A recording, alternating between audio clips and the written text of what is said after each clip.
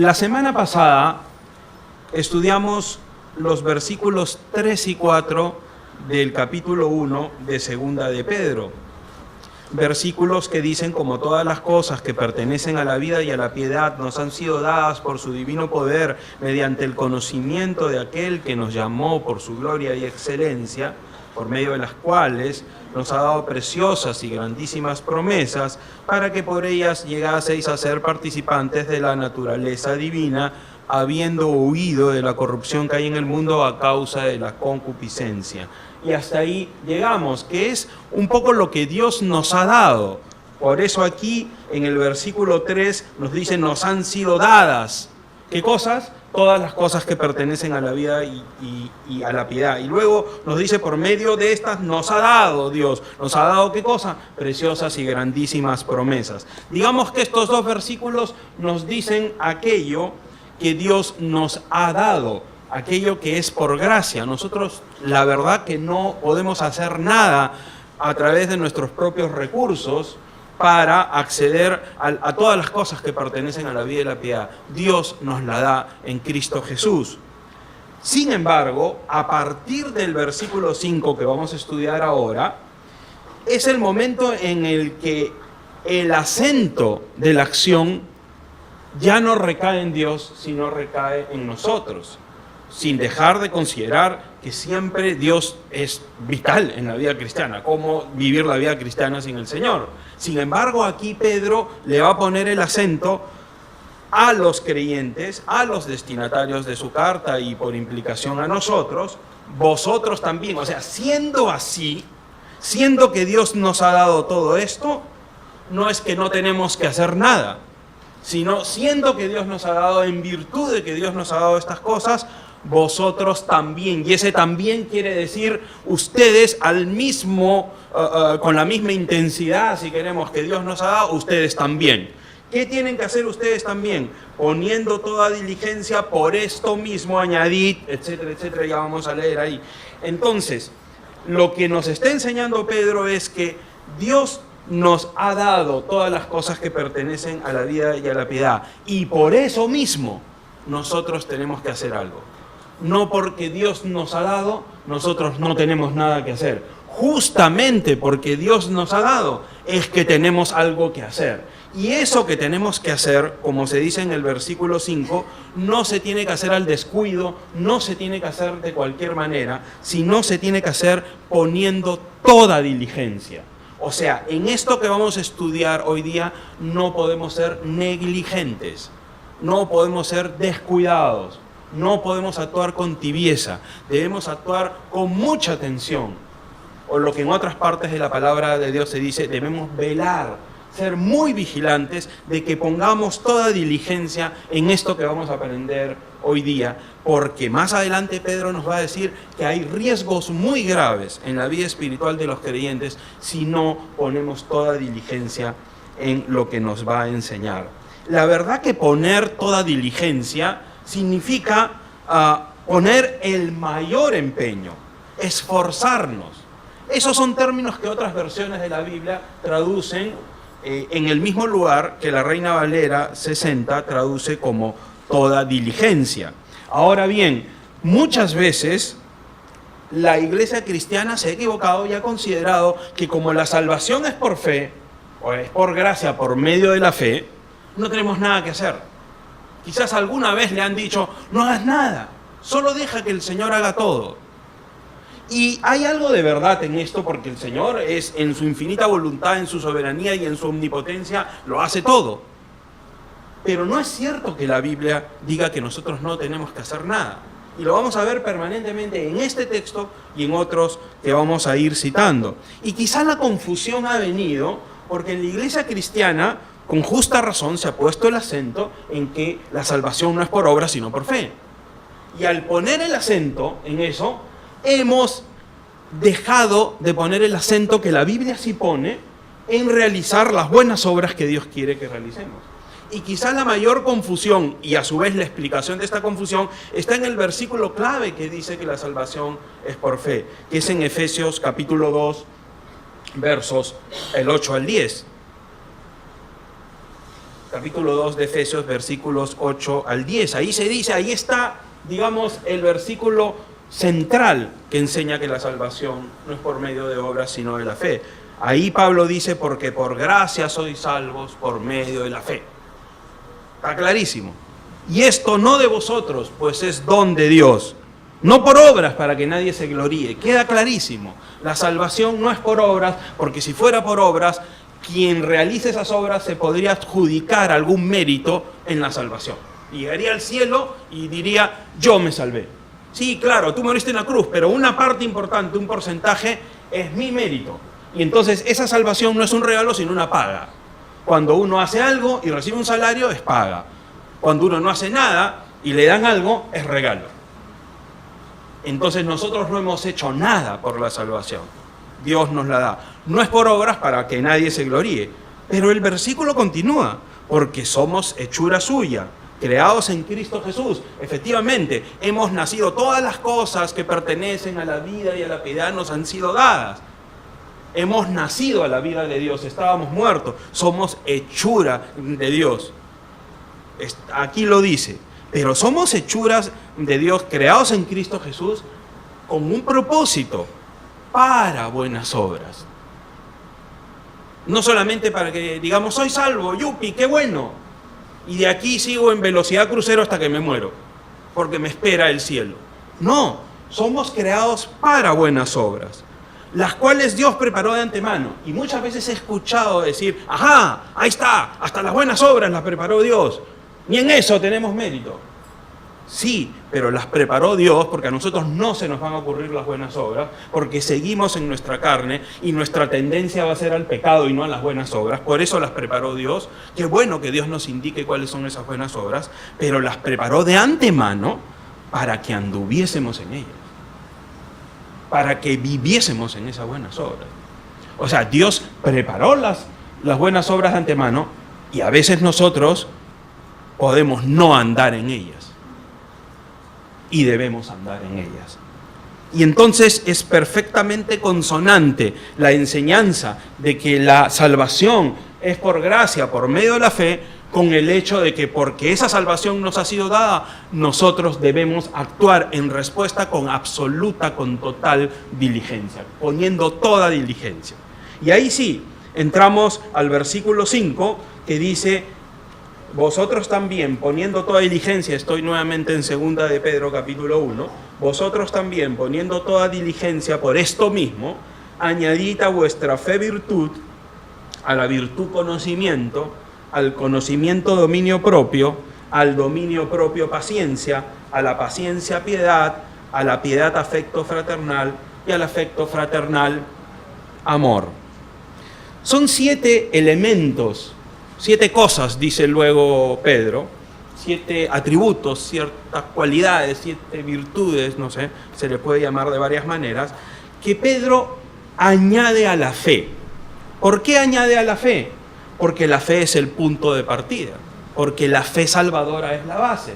Sin esa fe no seríamos hijos de Dios y cualquier cosa que quisiéramos practicar simplemente sería religión, ritos, prácticas externas, buenas, malas o más o menos, pero no sería algo que denote vida espiritual, que tenemos la vida de Dios. Entonces la fe es el punto de partida. El hecho que la fe sea el punto de partida para añadir también nos revela una verdad interesante, que la conversión es un punto de partida y no un punto de llegada. Ahí empieza todo, no acaba todo. Muchas veces también nosotros, sobre todo quienes hemos conocido al Señor en un escenario social en el que la gente no era creyente, no había recibido la enseñanza cristiana del hogar, poníamos el acento en la conversión. Todos los esfuerzos estaban puestos en predicar el Evangelio y que la gente recibiera al Señor. Y cuando una persona recibe al Señor, vamos a la siguiente que le falta recibir al Señor. ¿No es cierto? Y una tendencia evangelística única. Y la verdad es que el Señor nos llama a predicar el Evangelio y a ser discípulos. Las dos cosas son importantes. Es importante conocer al Señor, pero una vez que uno entrega su vida al Señor, empieza la historia, no termina. Entonces, precisamente empieza una relación con Dios que supone toda diligencia. Hay que decirle a las personas que empiezan su vida en la fe, tienes que poner toda diligencia. Muchas veces también le decimos, no te preocupes, esto va a ser fácil. Dios va a actuar en ti. Sí, Dios va a actuar en ti, pero también tú puedes tomar decisiones y caminar en direcciones opuestas. También puede ocurrir. Entonces, estos 7 elementos que se van añadiendo, sin embargo, no hay que verlos como si fueran, digamos, pasos sucesivos, aun cuando hay una enumeración. Probablemente la enumeración que hace Pedro tiene que ver con el hecho de que en aquella época que la gente no tenía acceso a tener libros en su casa, digamos, existían copias manuscritas de las cartas, en este caso, o del propio Antiguo Testamento, lo que llamamos el Antiguo Testamento nosotros, pero no todo el mundo lo tenía. Entonces, se tenía la tendencia a memorizar la palabra de Dios para poder meditar en ella. Es una tendencia clara que existía en el judaísmo. La gente aprendía la palabra de Dios, la memorizaba y podía meditar en ella. Y también la gente oía la palabra de Dios. Quizá también por eso Pablo dice en alguna parte que la fe es por el oír y el oír por la palabra de Dios. Pablo no dice la fe es por el leer. Quizás si Pablo hubiera escrito Romanos en esta época, también hubiera dicho que la fe es por el leer, porque nosotros le decimos a la gente, lee la palabra de Dios.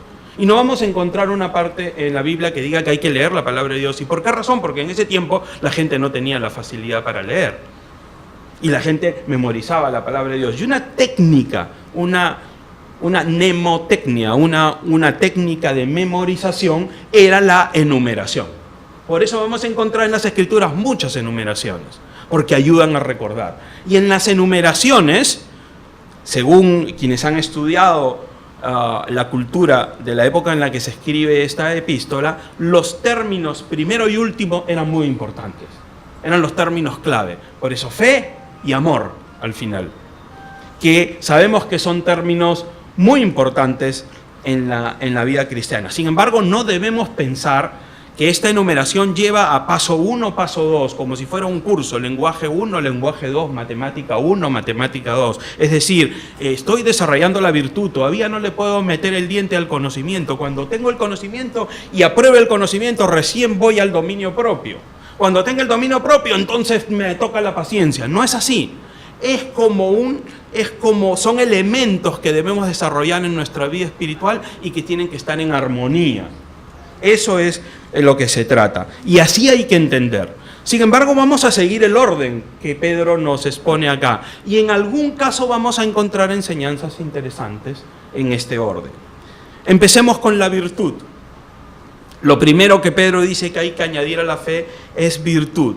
Virtud es un término que nosotros entendemos en esta época porque nos referimos a gente que tiene desarrolladas ciertas habilidades en un grado de excelencia y decimos que es virtuosa esa persona. Si alguien toca el piano muy bien, decimos que es un virtuoso en el piano. Si alguien pinta muy bien, decimos que es un virtuoso con el pincel o pintando, o en las artes plásticas, como lo quieran decir. Entonces, ¿a qué le atribuimos virtud?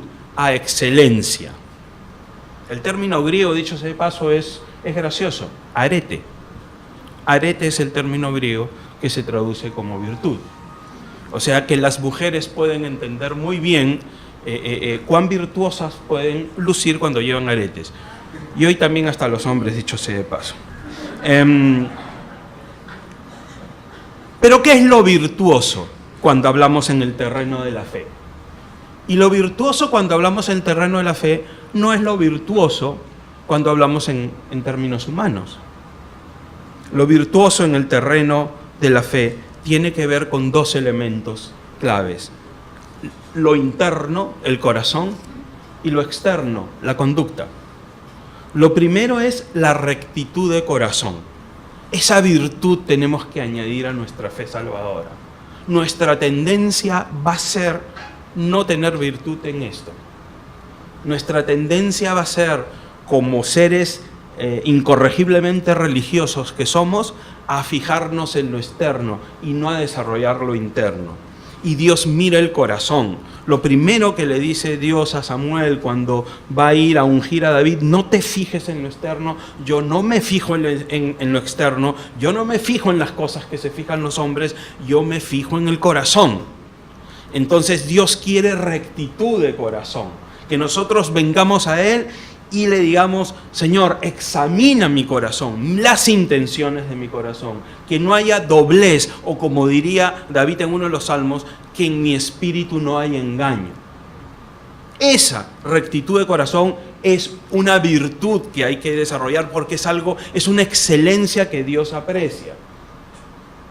Y ojo, a veces en algunas esferas cristianas ponen el acento en lo externo. Yo he escuchado cosas, sobre todo a quienes venimos en iglesias así, que somos un poco más informales en el vestir, que nos dicen: si fueras a ver al presidente de la República, seguro que te vestirías a la mejor manera. Si te vas a vestir así para ir al presidente de la República, ¿cuánto más si vas a ver al Señor? Pero resulta que el Señor no es el presidente de la República, y estoy seguro que muchos de los que pasan el protocolo de Buckingham para ir a Londres y poder cenar con la reina no pasarían el examen para entrar al cielo. Quizás empezando por la propia reina. Perdón para ti. Bueno, quizás. Ella es buena cristiana, qué bueno. Muy bien, pero no por la sangre azul que no es azul. Y no por la monarquía. Y no por el vestido. Y no por el protocolo. Sino por el corazón.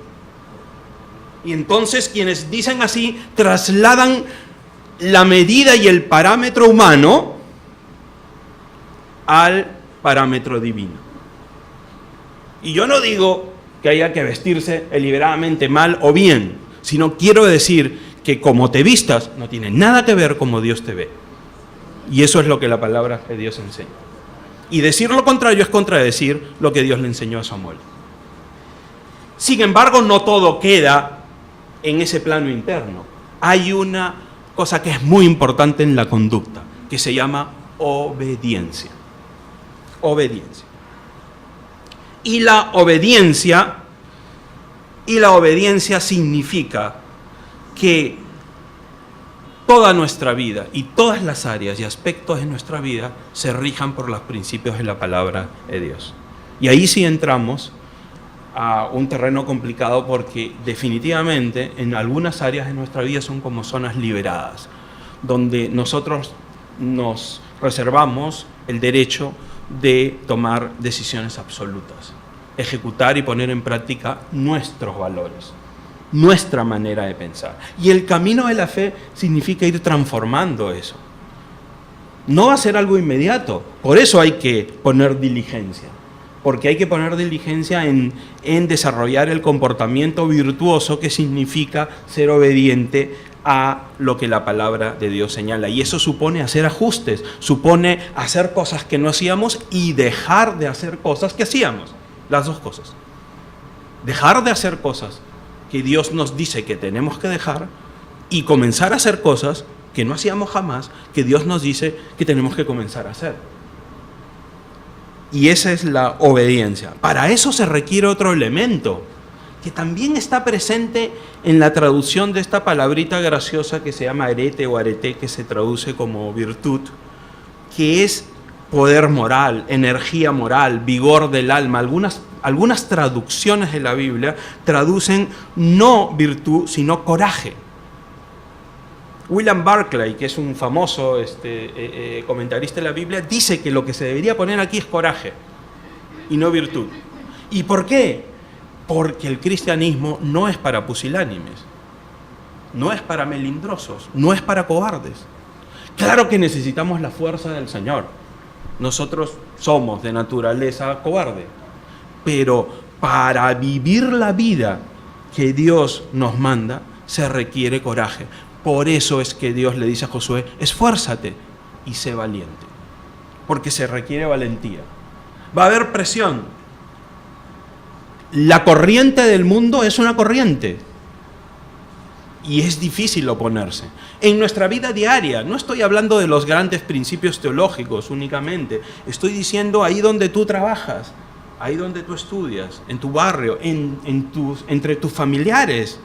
Es difícil decir, no, mis valores que se basan en la palabra de Dios son estos. Yo no voy en esta dirección, yo voy en esta otra dirección. Sin soberbia, sin vivir con un púlpito anexado al cuerpo, hablando con naturalidad, diciendo las cosas no para tomar distancia de superioridad, porque eso es la carne y eso genera animadversión. No se trata de ser así, pero sí te trata de ser firme y que quede claro que tú obedeces lo que la palabra de Dios dice. Con amor se explica, no, yo no participo en esto. Y muchas veces hay que decir, yo no participo en esto porque soy imperfecto. Muchas veces es así. Cuando uno puede rechazar a veces comentarios de doble sentido que hacen daño, uno no lo tiene que decir diciendo, no, yo soy inmaculado, impoluto, no, eso no, sino decir, yo soy peor que tú. Precisamente porque me conozco, es que quiero tomar distancia, porque a mí me va a hacer daño. ¿Cuál va a ser el daño? Que voy a desagradar a Dios, porque sí está en mí la raíz de maldad. Hay que reconocerse como somos, pecadores, débiles.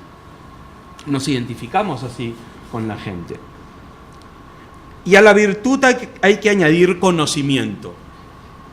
Recuerdan que la semana pasada dije que habían dos palabras en griego para traducir como conocimiento, a raíz de que en el versículo 3 dice que todas las cosas que pertenecen a la vida y a la piedad nos han sido dadas mediante el conocimiento de aquel que nos llamó por su gloria y excelencia, el conocimiento de Dios. Dije que esa palabra era epinosis, que es un tipo de conocimiento que supone relación, que supone mutua influencia, versus el término gnosis, en griego, que es el que más comúnmente se traduce como conocimiento, que se refiere al conocimiento abstracto, al conocimiento intelectual. Bueno, en este caso, lo que está diciendo que hay que añadir a la virtud es gnosis, conocimiento intelectual, conocimiento en abstracto. No está hablando del conocimiento relacional. ¿Por qué? Porque la voluntad de Dios es que pensemos bien. No es que no pensemos, es que pensemos bien.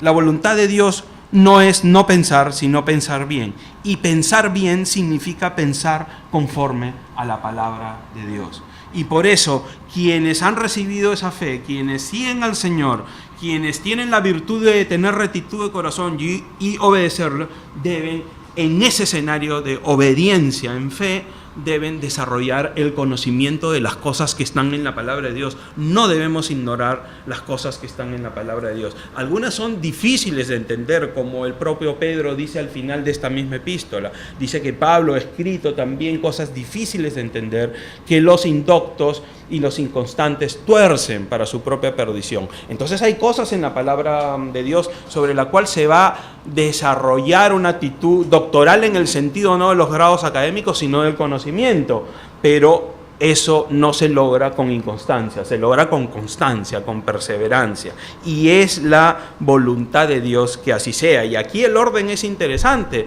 porque ese conocimiento se sostiene sobre una práctica virtuosa, sobre una obediencia. Si no, sería teología pura, sería cultura bíblica simplemente, y no se trata de eso, se trata que sea lumbrera a nuestro camino, que nos ilumine.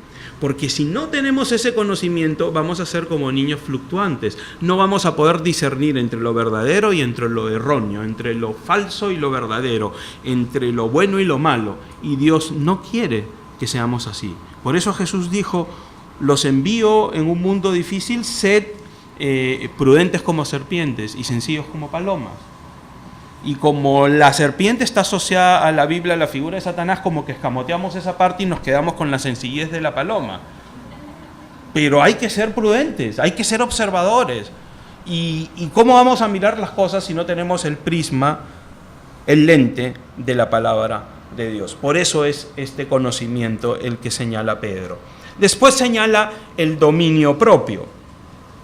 El dominio propio no es otra cosa que ese autocontrol, esa capacidad de tener templanza en el carácter, de saber decir no a las cosas que siendo lícitas no me convienen, que siendo lícitas no me edifican, gracias al poder del Espíritu Santo. Porque le dice Pablo a Timoteo que Dios no nos ha dado un espíritu de cobardía, sino de poder, amor y dominio propio. El dominio propio, el autocontrol, forma parte del equipaje que el Espíritu Santo da a los creyentes. Si alguien dice que está lleno del Espíritu Santo y es descontrolado, contradice lo que la palabra de Dios dice acá. Que también dice en Corintios, en 1 Corintios, que el espíritu de los profetas está sujeto a los profetas. Nunca Pablo, nunca la palabra que Dios enseñó que alguien que está lleno del Espíritu Santo tiene una fuerza incontenible que lo toma por asalto y que no puede controlarse. Eso no es bíblico. Si alguien dice el Espíritu Santo me llamó y yo me paré en la avenida Bancay y grité por el Espíritu Santo, está mintiendo. Ese no es el Espíritu Santo. Esa persona tiene que serenarse un poco, tomar guaguasana, no sé, algo así. Pero ese no es el Espíritu Santo. El Espíritu Santo nos da dominio propio. Pero el dominio propio es algo muy cercano y vinculado a la disciplina. Y la disciplina es algo que uno ejercita en la vida espiritual. Por eso es que el dominio propio se ejercita. Ahora uno puede pensar que la disciplina, ¿qué tiene que ver con la vida espiritual? Pero Pablo se lo dice a Timoteo en el capítulo 2, al empezar el capítulo 2 de segunda de Timoteo, le dice, tú pues, hijo mío, esfuérzate. Ahí está nuevamente el esfuerzo. Esfuérzate en la gracia que es en Cristo Jesús. Más adelante le dice, tú pues sufre penalidades como buen soldado de Jesucristo. Ninguno que milita se enrede en los negocios de la vida a fin de agradar a aquel que tomó por soldado. Compara la vida cristiana con la milicia, con la vida militar, que supone negación, que supone sacrificio, que supone renuncia diariamente, disciplina. Y también el que lucha como atleta no es coronado, sino lucha legítimamente. El labrador, para participar de los frutos, debe trabajar primero. Hay disciplina, constancia en la vida cristiana. Eso nos desarrolla el dominio propio. Considera lo que digo, dice Pablo, y el Señor te dé entendimiento en todo. Por eso, muy cerca del dominio propio está el siguiente elemento, que es la paciencia, y que la Biblia de las Américas traduce como perseverancia y la NBI como constancia. La paciencia y la durabilidad de la paciencia están íntimamente ligadas. Una paciencia que no dura es impaciencia, digamos. Entonces, por eso Santiago dice, la prueba de vuestra fe produce paciencia, mas tenga la paciencia su obra completa, para que seáis perfectos y cabales y no os falte alguna cosa. Entonces, Dios moldea nuestro carácter generando la paciencia, y la paciencia en el tiempo va a dar ese fruto apacible de justicia que también se menciona en otra parte de las Escrituras. Si hablamos de paciencia, perseverancia, constancia, quizá hay dos ámbitos en los que la perseverancia y la constancia se evidencian. El primero es en la propia carrera de la fe, en la propia vida cristiana. Empezamos con entusiasmo y a veces decaemos en el camino. Algunos se quedan en el camino. Algunos fluctúan en el camino. Pues la primera perseverancia es la perseverancia de la fe. Debemos continuar. Debemos continuar. Como Pablo dijo, una cosa hago, olvidándome ciertamente lo que queda atrás y extendiéndome lo que está adelante, prosigo a la meta, dice Pablo en Filipenses, al premio del supremo llamamiento de Dios en Cristo Jesús. Esa constancia que nos permite decir, sí, hay problemas, hay cosas que me distraen, hay preocupaciones, pero yo sigo adelante. Hay una meta, debo ser constante. Pero otro ámbito en el que se evidencia la constancia y la perseverancia es en nuestro servicio al Señor. En nuestro servicio, digo en términos generales, porque siempre somos siervos, no hay cristiano que no sea siervo. No me refiero al servicio eclesiástico únicamente. Y en eso debemos ser fieles y constantes. Debemos ser constantes en servir a Dios, en que nuestra vida esté enfocada en servirlo. Pero cuando servimos en algún área específica, sea dentro de la iglesia local o fuera de ella, debemos ser constantes, debemos ser perseverantes. No debemos dejar las cosas a medias. Y por eso Pablo dice, se requiere de los administradores que cada uno sea hallado fiel. Es difícil encontrar siervos de Dios fieles. Es fácil encontrar gente que se entusiasma, que se compromete y que en el camino abandona sus compromisos. Y eso es algo en el que nos debemos esforzar con toda diligencia en cumplir, porque a Dios no le agrada ese tipo de falta de perseverancia y de fidelidad. Y nuestra tendencia humana será dejar las cosas a medias, estar cuando nos sentimos bien, cuando estamos cómodos, un poco de incomodidad y abandonamos. Y esa es la constancia que debemos desarrollar. A la paciencia, Pedro dice que hay que añadir piedad. Y aquí algo curioso. Pedro vuelve a mencionar piedad. Pero en el versículo 3 nos había dicho, como todas las cosas que pertenecen a la vida y la piedad nos han sido dadas. Entonces yo me pregunto, si Dios nos ha dado todo lo que pertenece a la piedad, ¿por qué nos dice después unos cuantos versículos que hay que añadir piedad? Si ya lo tenemos, si ya nos ha sido dado todo. Y entonces aquí está claramente representado lo que dijimos hace un momento. Precisamente porque Dios, por esto mismo, dice Pedro, porque Dios nos ha dado todas las cosas que pertenecen a la piedad, debemos ejercitarnos en la piedad, debemos desarrollar la piedad. Las cosas que Dios nos ha dado debemos incrementarlas. El equipaje que Dios nos ha dado, aquello con lo que nos ha equipado, debemos desarrollarlo. Y eso le dice Pablo a Timoteo. En 1 Timoteo capítulo 4, en el verso 7, le dice, ejercítate para la piedad. Y aquí dice algo que algunos tenemos resaltado en nuestras Biblias, ¿no? Porque el ejercicio corporal para poco es provechoso, pero la piedad para todo aprovecha, pues tiene promesa de esta vida presente y de la venidera. Amén, ¿no? Lo que aquí dice Pablo no es oponer la piedad al ejercicio físico, que algunos desarrollan más que otros. ¿No es cierto? Es como es evidente. Lo que Pablo está haciendo es comparar el ejercicio físico con la piedad y revelarnos que el ejercitarnos en la piedad, al igual que en el ejercicio físico es necesario ejercitarse, es provechoso, pero su provecho es eterno. Mientras que el provecho del ejercicio físico, que existe, por eso dice para poco aprovecha, porque es temporal.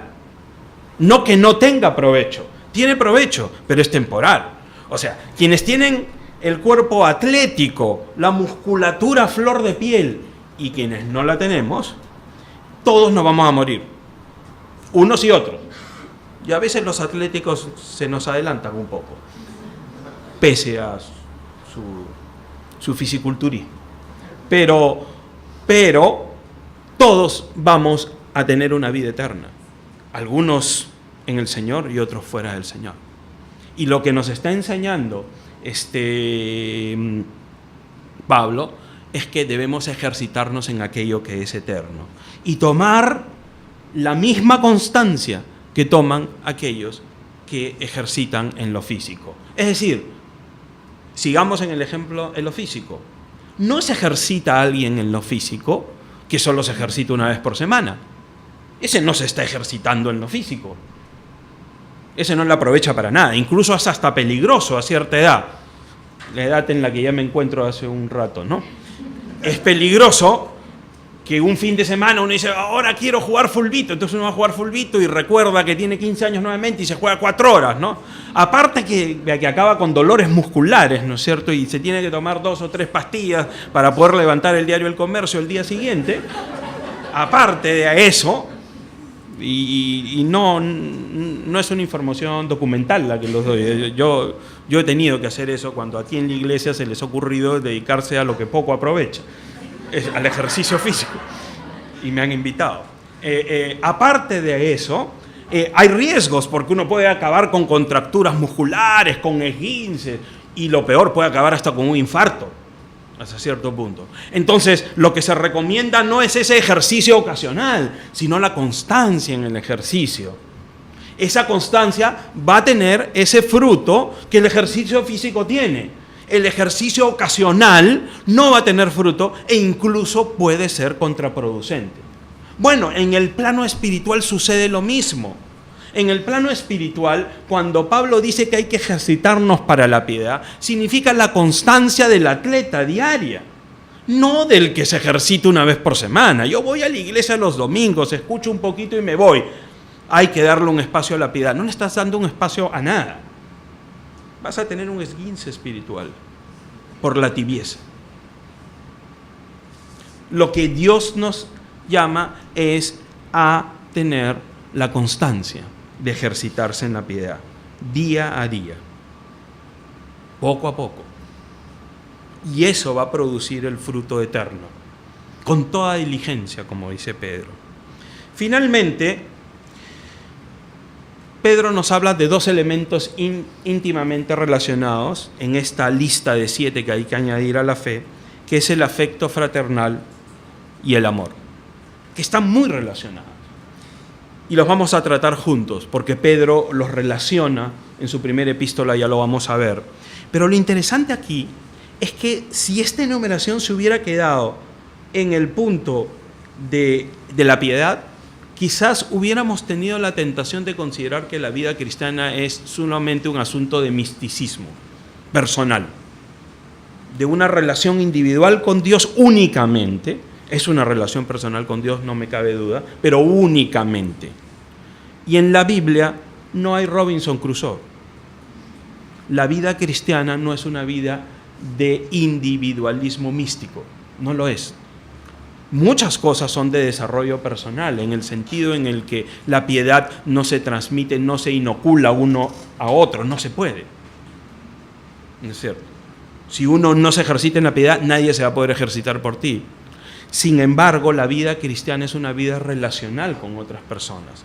A veces, por poner el énfasis también las iglesias cristianas en los escenarios católicos romanos, por poner el énfasis en la relación personal, han descuidado esto otro para contradecir el lado marcadamente social que el catolicismo romano pone el acento. Y muchas veces, por botar el agua de la bañera, botamos al niño con el agua de la bañera también. Entonces, hay que ser equilibrados en esto. Y lo que en realidad todo en la vida cristiana tiene que ver con otras personas. Todo. Lo que Dios nos da es para darlos a otros.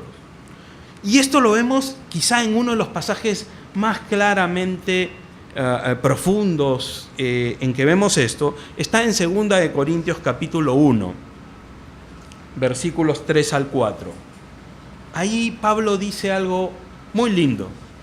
Dice: bendito sea el Dios y Padre de nuestro Señor Jesucristo, Padre de misericordias y Dios de toda consolación, el cual nos consuela en todas nuestras tribulaciones. Y hasta aquí es extraordinario este pasaje, porque Dios es bendito, Dios es grande, Dios es misericordioso, porque nos consuela en nuestras tribulaciones. Aquí nos dice que hay tribulaciones, en la vida hay dificultades, hay dolor. Pasamos por épocas complicadas, pasamos por situaciones complicadas, de salud, de economía, de lo que fuere. Pasamos por épocas difíciles. Y acá nos dice que Dios nos consuela en nuestras tribulaciones. Y qué bueno que así sea. Y es un consuelo saberlo. Pero ahí no queda todo. Nuevamente hay un para. Esa preposición que es tan elocuente en la Biblia, ¿no? Que nos revela un propósito por el que suceden las cosas, para que podamos también nosotros consolar a los que están en cualquier tribulación.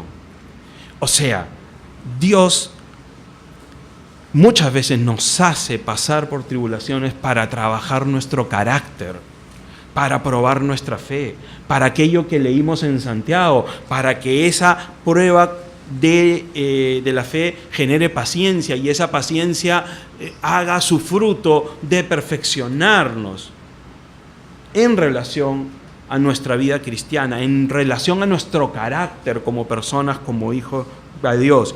Pero esa tribulación que tiene ese propósito no está exento de consolación. Dios nos consuela, no es que nos manda a hacer una prueba y nosotros la tenemos que pasar y al final Dios está mirando cómo los pasamos y pone una calificación. No es así.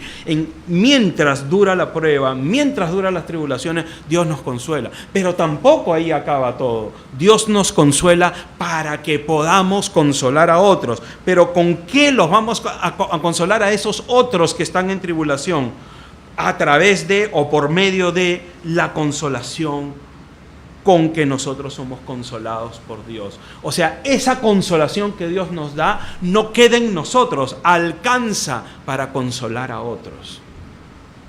Entonces, cuando tú pasas un problema, Dios te consuela no para que te digas qué bueno, Dios me consuela, qué bien me siento, sino para que busques a quién vas a consolar con esa consolación que Dios te ha consolado en la tribulación. Esas tribulaciones y esas dificultades que has pasado sirven para animar a otras personas, para exhortar a otras personas. Dios quiere usar ese camino también. Muchas veces cuando hablo con las personas, sobre todo cuando hemos hablado con parejas, con matrimonios, le hemos dicho, esto que Dios te está enseñando es para que tú se lo enseñes a otros. No tengo la menor duda. No sé si vas a ministrar a otras parejas de manera constante, de manera sistemática, pero sí estoy seguro que esto que estás aprendiendo lo estás aprendiendo para compartirlo con otro. No lo estás aprendiendo para que te lo quedes para ti. Y eso no solamente tiene que ver con las parejas, tiene que ver con todos los ámbitos de la vida. Y esto pone el acento en lo que Pedro quiere decir, afecto fraternal. En griego, Filadelfia, así como la ciudad, Filadelfia. Eso quiere decir afecto fraternal, amor fraternal. Eso es lo que quiere el Señor, que nos relacionemos unos con otros y compartamos el consuelo que Él nos ha dado. En la primera epístola, Pedro, en el capítulo 1, verso 22, dice, habiendo purificado vuestras almas por la obediencia a la verdad, mediante el Espíritu, para el amor fraternal no fingido. Amaos los unos a los otros entrañablemente de corazón puro. Y aquí mezcla el afecto o el amor fraternal, es exactamente lo mismo en griego, se puede traducir como afecto fraternal o como amor fraternal, con el amor. O sea, aquí está Filadelfia, que es el término griego, y ágape, que es el otro término griego, están juntos en el mismo versículo.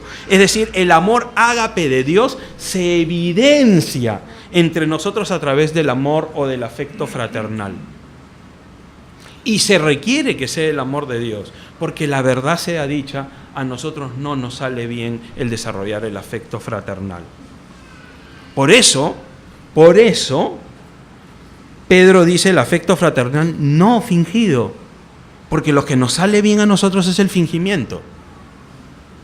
O sea, cuando empiezo a relacionarme con las personas a fondo, empiezo a notar ciertas cosas que no me gustan y otros empiezan a notar cosas que no les gustan de nosotros mismos. Comenzamos a compartir nuestros defectos y no los toleramos fácilmente. Y entonces, pero como somos creyentes, comenzamos a desarrollar muchas veces un amor fraternal fingido. ¿Cómo estás? ¿Qué tal? Pero por dentro tengo mi lista de deudas por cobrar. Y lo que el Señor quiere no es que seamos inconscientes de cómo somos, porque así somos. Y debemos pedirle al Señor que nos cambie, arrepentirnos cuando eso está en primer lugar. Pero no debemos renunciar al contacto personal que el Señor quiere, porque en esa práctica constante de relacionarnos es que Él va a desarrollar el afecto fraternal. En la distancia, esa prudente que dice, cordialidad distante, no se va a desarrollar el afecto fraternal. que enseña aquí Pedro. Muy bien, el desarrollar estas 7 cosas con extrema diligencia, con toda diligencia, tiene consecuencias positivas y consecuencias negativas, tal cual las enseña, el no desarrollarlo tiene consecuencias negativas y el desarrollarlo tiene consecuencias positivas, que fue lo que quise decir. Primero, Pedro enseña las consecuencias positivas. En el versículo 8 dice: porque si estas cosas están en vosotros y abundan, no os dejarán estar ociosos ni sin fruto en cuanto al conocimiento de nuestro Señor Jesucristo. Porque si estas cosas están en vosotros y abundan, no os dejarán estar ociosos ni sin fruto en cuanto al conocimiento de nuestro Señor Jesucristo. Es interesante que diga no os dejarán. ¿Por qué? Porque en realidad nuestro estado natural es la ociosidad y el carácter infructuoso en términos espirituales. Ese es el estado natural, ese es el grado 0. Si nosotros no hacemos nada, ahí estamos. O sea, si no tomamos diligencia en desarrollar estas cosas, lo que va a suceder es que vamos a caer en una ociosidad y una infructuosidad espiritual. Pero lo interesante es que la falta de ociosidad, la productividad, por así decirlo, y el ser fructíferos en términos espirituales, no se refiere a actividades. No es que el Señor está pensando que nosotros vamos a ser muy fructíferos cuando participamos en muchos ministerios o hacemos muchas cosas, porque eso puede ser perfectamente externo y puede ser algo que no tenga ningún contenido espiritual y hasta cierto punto puede ser hasta desagradable al Señor cuando no nace de un corazón recto. Yo no quiero decir que quien se dedica al ministerio por dedicarse está mal. Quiero decir que dedicarse o no dedicarse no es la medida. La medida es otra. La medida es que el fruto está en cuanto al conocimiento de nuestro Señor Jesucristo. Entonces, si yo conozco al Señor Jesucristo, si yo conozco más a Cristo a través de eso que hago, entonces da fruto. Si no lo conozco más, no da fruto. Es solo actividad religiosa, prestigiosa, externamente, digamos, apreciada, que gente puede decir, qué bien que hace esto. Pero si yo en eso que hago no produce el fruto de conocerlo más, de estar más cerca del Señor que antes, entonces no hay fruto. No hay fruto. Eso es lo que la Biblia enseña. Y esto lo dijo el propio Señor Jesucristo en Juan 15. Dijo: permaneced en mí y yo en vosotros. Como el pámpano no puede llevar fruto por sí mismo si no permanece en la vid, así tampoco vosotros si no permanecéis en mí. O sea, si no permanecemos en el Señor, no llevamos fruto. Estamos haciendo actividades religiosas, punto, nada más. Pero si permanecemos en Él, esas actividades tienen otro valor porque llevan fruto. Yo soy la vid, vosotros los pámpanos, dice el Señor. El que permanece en mí y yo en él, éste lleva mucho fruto, porque separados de mí, nada podéis hacer. Y muchas veces que tenemos que recordárnoslo. Eso tenemos que velar y vigilar en eso permanentemente, porque nuestra tendencia va a ser a hacer las cosas por nuestra cuenta y soltarnos de esa relación íntima con el Señor. Pero hay consecuencias negativas si no tomamos toda diligencia en añadir a la fe virtud, etcétera, etcétera. Versículo 9. Pero el que no tiene estas cosas, dice Pedro, tiene la vista muy corta, es ciego, habiendo olvidado la purificación de sus antiguos pecados. Y aquí está una advertencia muy seria que hay que tomar muy en serio y la cual hay que anotar y recordar mucho. Quien no tiene estas cosas, le sucede 3 cosas. Tiene la vista muy corta primero, es ciego segundo, y olvida la purificación de sus antiguos pecados número 3. La vista muy corta, ve solo las cosas del mundo, ve solo las cosas que tienen que ver con el aquí y ahora. las preocupaciones y los afanes de este mundo. Es lo único para lo que tiene mirada. No puede ver más allá, no tiene una mirada eterna, no pone las cosas no pone la mira en las cosas de arriba, porque tiene la vista muy corta. Su vista se agota, su capacidad de visión se agota en el aquí y ahora, en esto que va a pasar, en lo pasajero. Es lo primero que pasa cuando uno simplemente cree que puede vivir la vida cristiana en velocidad crucero sin hacer nada. Lo que va a pasar que al cabo de un tiempo va a ser una persona que un día entregó su vida a Cristo, pero tiene la misma visión temporal y pasajera que una persona que no conoce al Señor. Es lo primero que pasa. Lo segundo que pasa es la ceguera. ¿A qué ceguera se refiere? Se refiere a la ceguera de que ya no ve a Dios en su vida. Ya no nota dónde está el Señor. Ya no lo ve actuar. Ya no ve a Dios. Es ciego para las cosas de Dios. Y Dios está actuando siempre a nuestro alrededor. Pero si no lo vemos es porque hay algo de ceguera en nuestra vida. Pero la tercera situación es muy grave. Llegar a olvidar la purificación de nuestros antiguos pecados. ¿Se imaginan pensar algún día, o olvidar más bien, que algún día Dios tocó nuestro corazón, cambió nuestra vida, que obró en nosotros, que nos salvó? Olvidar que fue un día lo más valioso, grande y sobrenatural que nos pudo haber ocurrido. Olvidar que algún día mi vida estaba orientada a Él, que Él era lo central, que Él se vuelve algo periférico en nuestra vida, algo accesorio en nuestra vida, algo marginal en nuestra vida. Pues Pedro dice que puede suceder.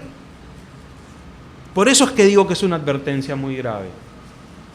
Quizá no estamos en esa circunstancia, pero debemos actuar con temor y temblor. Debemos saber que puede suceder, que si nosotros no buscamos con diligencia al Señor, puede traernos como consecuencia en el mediano o largo plazo que nosotros lleguemos a olvidar la purificación de nuestros antiguos pecados. Y que en esa ceguera ni siquiera podamos ya no reconocer a Dios en el presente, sino no reconocerlo en el pasado de nuestra propia historia. Así de grave puede ser. Y por eso es una advertencia. Pero si uno está en esa posición, si uno ha llegado al punto que Dios es periférico en su vida, que no es central, si uno ha llegado a ese punto, ¿hay solución? Claro que hay solución. Es difícil, porque a veces nuestros hermanos y amigos nos advierten y nos dicen, arrepiéntete, y nosotros tenemos asuntos previos que resolver, económicos, laborales, sentimentales, antes de tomar el paso que el propio Señor Jesucristo en Apocalipsis 2:5 dice. Y esa es la solución. Recuerda, por tanto, de dónde has caído y arrepiéntete. Y haz las primeras obras.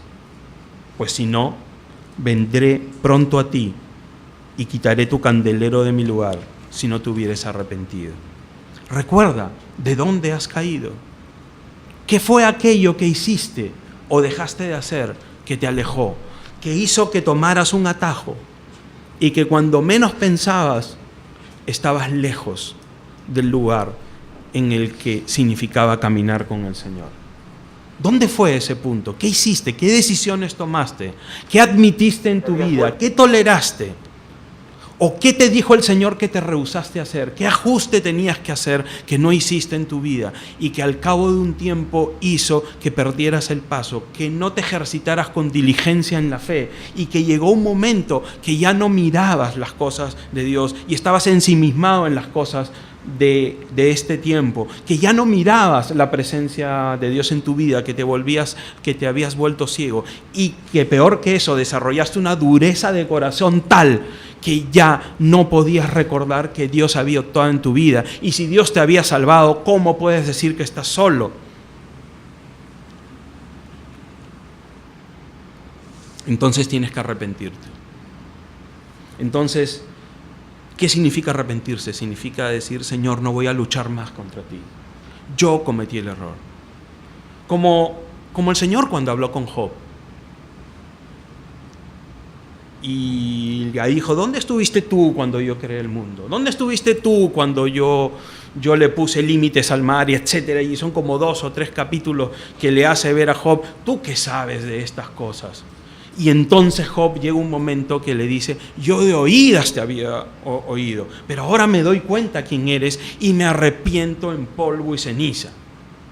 Y esa es la actitud que uno tiene. Frente a la grandeza de Dios, uno se da cuenta que estaba ensimismado en nuestra pequeñez y que llega el momento que uno se tiene que arrepentir. Y comenzar a hacer las primeras obras. No solo queda en un remordimiento, no solo queda en una emoción. Muchas veces en este punto, en las enseñanzas, a veces uno tiene la tentación de decir, ¿quiénes están en esa situación? Levanten la mano, pónganse de pie, pasen adelante, oren. Y entonces uno provoca un estallido emocional en las personas. Y no se trata de un estallido emocional, se trata de un arrepentimiento genuino que tiene como resultado fruto, hacer las primeras obras, aquello que hacías cuando recién conociste al Señor y te sorprendía cada texto de la Biblia que leías.